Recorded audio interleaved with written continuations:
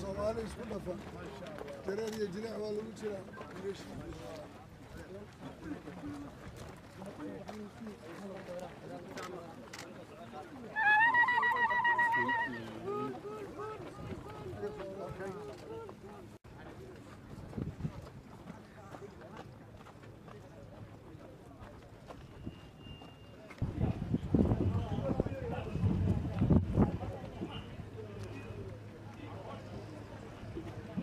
mudane madaxweyne halkan kuma soo koobi karo dhibaatada uu soo maray ciidankan oo muddo dheer xareesnaa waxaa soo tababaray wadamo kala duwan sida Kenya, Ethiopia waana ciidamo ku soo firfircoon howlgallada ay ka hortagayaan cadowga ummadooda waxay hadda diyaar u yihiin in la qalabeeyo si ay uga gutaan waajibaadkooda qaran si wax tar leh howlaha ay u fuliyaan ciidanka ilaalinta nabadgelyada ee midowga Afrika ay fuliyaan inay iyagu qaataan kaalintaas oo ay la wareegaan ayay diyaar u yihiin ciidanka mudane madaxweyne askariga aan ku amaanayno mas'uuliyadda ilaalinta shacabka amniga iyo sharciga waa inuu xuquuqdiisa helo si aan u guul gaarno la dagaalanka argagixisada si aan u horumarno dhammaan ciidamadana iyo waddankanaga dhammaantiisa soo dhawo madaxweyne بسم الله الرحمن الرحيم وبين نستعين على امر الدين والدين صلى الله على سيدنا محمد وعلى اله وصحبه وسلم وحنا جمهورية فدرالك Soomaaliya iyo waftiga la socdo ay ka mid yihiin taliyaha xoogga wasiirka arrimaha gudaha wasiirada badan xildhibaano iyo senatarro inta dowlad goboleedka Jubbaland saraakiisha saxaafadda kulligiin salaamu calaykum waraxmatullahi wabarakaatuh waxaa farxad weyniya in mar labaad aan madaxweyne labaad ku soo dhaweynayo mikrofoonkan oo lagaga hadlayo halkan jaamacadda Kismaayo iyo ciidankii isku dhafka ahaa ee ugu horreeyey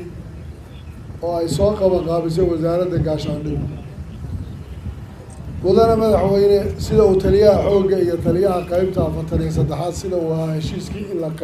qaybaha loo dhisayey ay ka hadleen ciidankan waa ciidan Soomaaliyeed oo isku dhaf ah waxaan u malaynayaa maanta diyaar garowgooda iyo ciidannimadooda hortaada indhiinay ka muuqata ciidankani cadow badan baa ku xeeran marka Jubbaland la yidhaahdo waa maanta meelaha ugu culus Soomaaliya ee maska madaxiisu uu yaallo shabaab madaxoodu deegaankan ugu badan yahay masna madaxa laga dilaa raggii ka dili lahaana waa raggan madaxweyne iyagiina waxaad moodaa waralanimadu inay ku dheeraatay 2005 ilaa hadda inay sacaboolay noqdaan oo kabaha iyo direysku ay ku kor dhamaadaan oo ayna hawl gelin oo maalin magac loo bixiyo lama naxa iyo idil abaydaa iyo yacni intaasoo magac ay maanta ku qaadaan oo maanta aan la odhanayn ciidankii SNA baa intay howlgal u baxeen meel tegey waa wax aada iyo aada looga xumaado malihi anigu dowladdu way kharash laadahay dowladdu waxyaalo badan bay wax ku bixisaa islaamba waxaa laga sheegay ninka booladaala gabadheeda kama dhali waayo dowladda federaalka ciidankaas way hubay u weyday oo waxbay u weyday aniga igama dhaadhacayso ma aqbalayno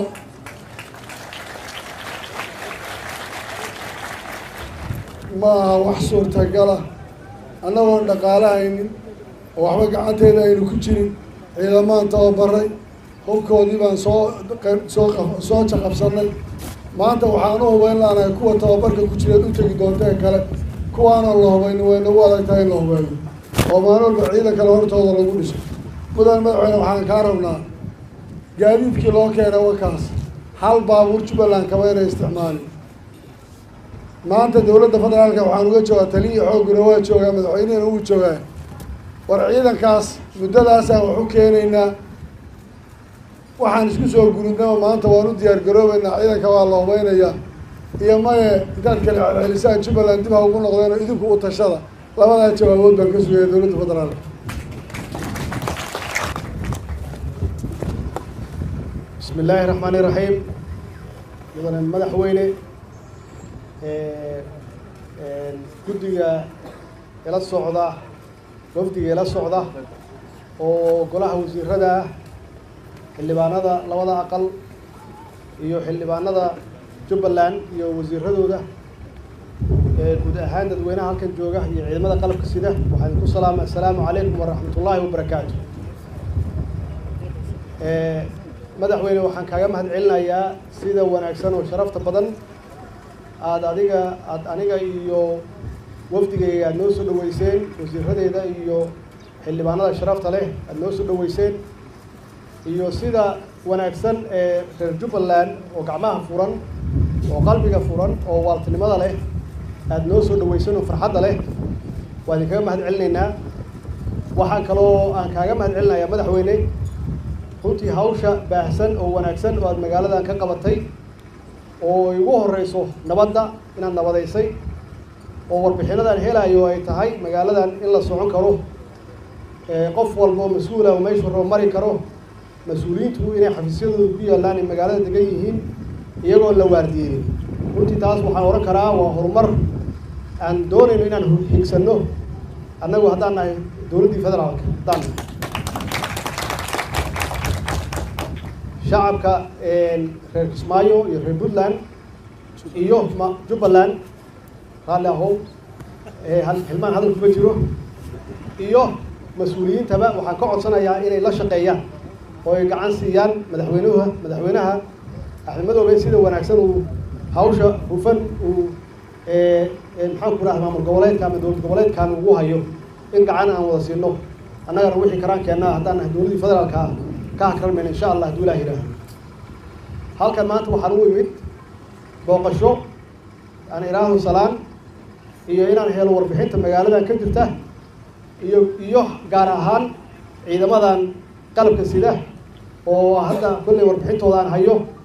oo ay tahay inay dhamaysteen tababarkoodii muddo 1 sano iyo bar ah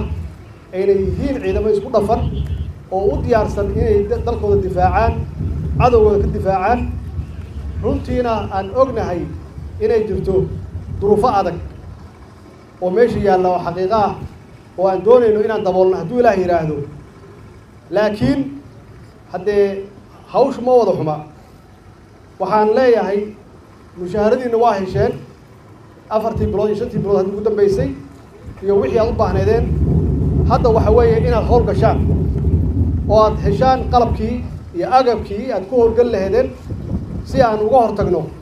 cadowga horarka ah ummadda Soomaaliyeed u diiday nabadda iyo horumarka u diiday. waxaan aaminsanahay inaad diyaar u tihiin Soomaa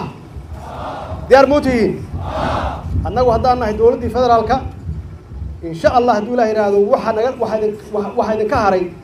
ama waxa idin dhiman waa soo dhamaystirinaa insha Allah inuu Ilaahay hadduu Ilaahay yiraahdo. waxaan aaminsanahay markaad heshaan wixii aad u baahneedeen qalabkiinii iyo wixii lidinku tababaray waxaan aaminsanahay inaad howlgalaysaan cadowga Soomaaliyeed oo horumarka u diidayna inaad ka hortagay